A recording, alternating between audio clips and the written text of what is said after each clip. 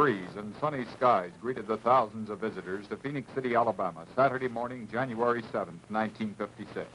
They stopped in first at the Municipal Recreation Building to register, to meet the local officials, and obtain copies of the program for the celebration taking place a few hours later. The principal ceremonies were held in front of the newly painted City Hall, where the official presentation was made to Phenix City of the 1955 All-America City Award from the National Municipal League and Look magazine. The program began with a concert by the Glee Club of Central High School under the direction of Mrs. B.F. Register. Their voices were raised in a musical salute to the accomplishments that had brought their community recognition as one of the 11 All-America cities of 1955. A few minutes before 11 o'clock, special cars brought the dignitaries, speakers, and prominent guests of honor to the platform in front of the Phenix City Hall. Heading the list of notables was Alabama's Governor James E. Folsom and other well-known Alabama officials, mayors, and municipal leaders from other communities in the area around Phenix City, including many officials from Columbus, Georgia, and representatives from nearby Fort Benning. Many of the special guests had played active roles in the cleanup of Phenix City vice conditions, an achievement that was the basis for the All-America City Award to the community. A tremendous fight had been waged to get rid of vice and corruption after the shocking assassination of Alabama's Attorney General-elect Albert Patterson in an alleyway outside his Phenix City law offices in June 1954. Many of the photographers, newspapermen, radio and television reporters on hand for the special award ceremonies had covered the Phenix City story from its beginning. The award to Phenix City came after the community was nominated for the honor by the Columbus Ledger, which had won the 1955 Pulitzer Prize for its exposure of the old Phenix City's corruption. Phenix City's new reform mayor, Dr. Clyde M. Knowles, introduced the first speaker on the awards program, the Chief Justice of the Alabama Supreme Court, Ed Livingston.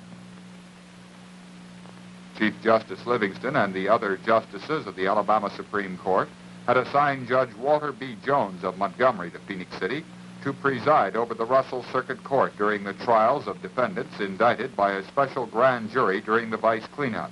More than 700 indictments were returned by the grand jury.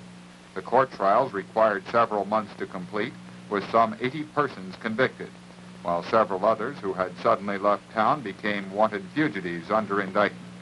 Judge Livingston offered his congratulations to Phenix City and then introduced Alabama's chief executive, Governor James Folsom. Governor Folsom added his words of praise to Phenix City's efforts to clean itself up. He also made two important announcements concerned with the future progress of the community.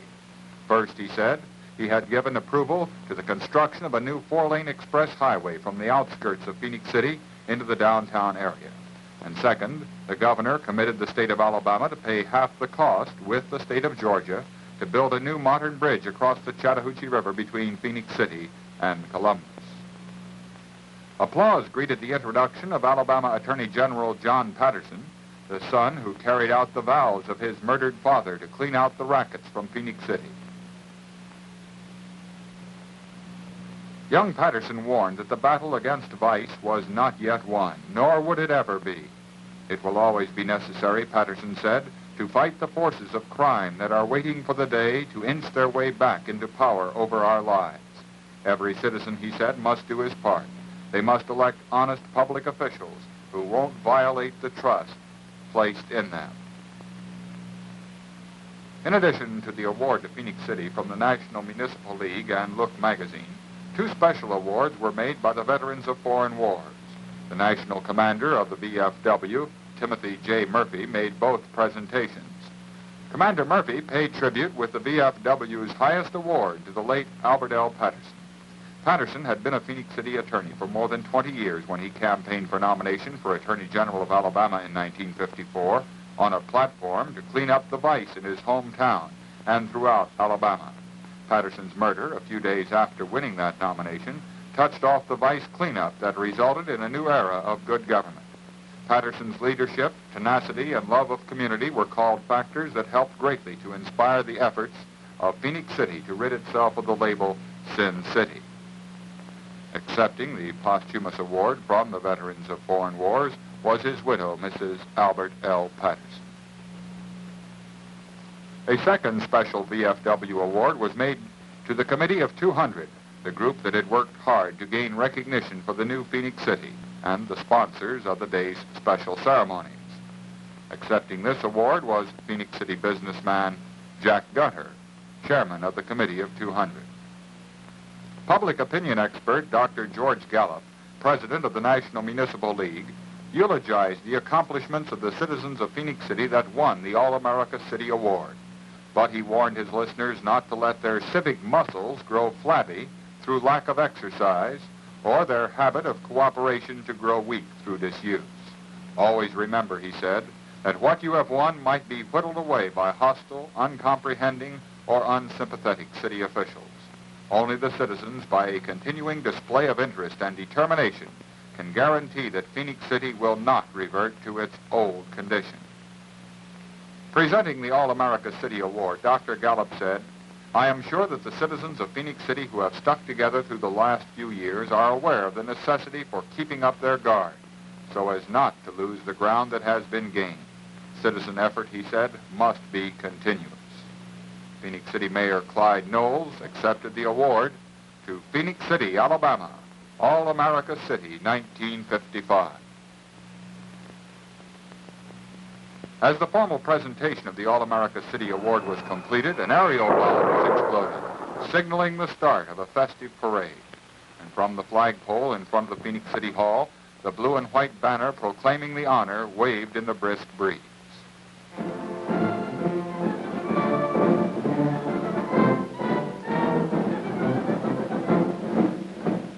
In the parade were 11 bands, more than 25 floats, military units, a canine corps of scout dogs from Fort Benning, and a horse platoon.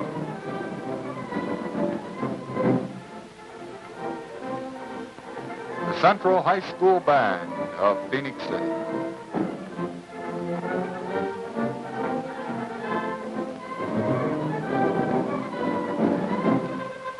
The City of Phenix City Float, featuring the All-America City Queen, Miss Judy Horn. The Dadeville, Alabama High School Band.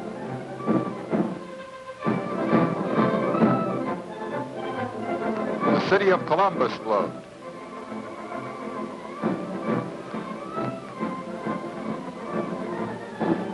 The float entered by Russell County, which Phenix City is county seat. The float from neighboring Lee County, Alabama. WRBL-TV's mobile television truck. Float from the city of Opelika.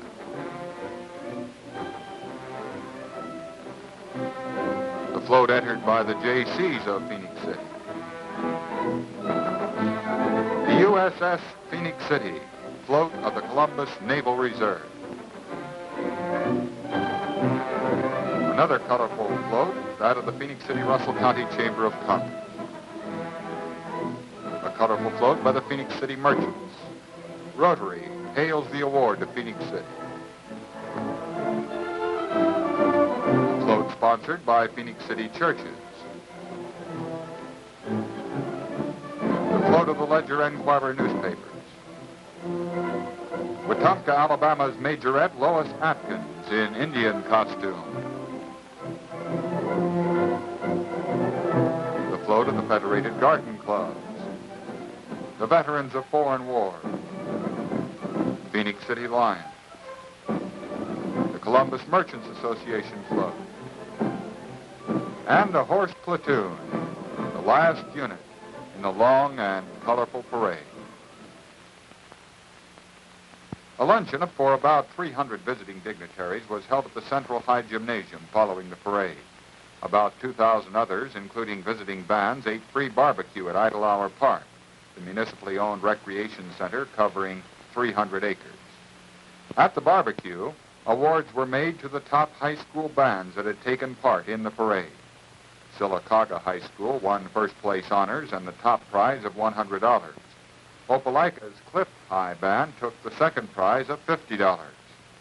After the barbecue, many visitors toured the community to see firsthand the progress of the new Phenix City. The climax of the day-long celebration came with a public dance and fireworks display at Idle Hour Park that night.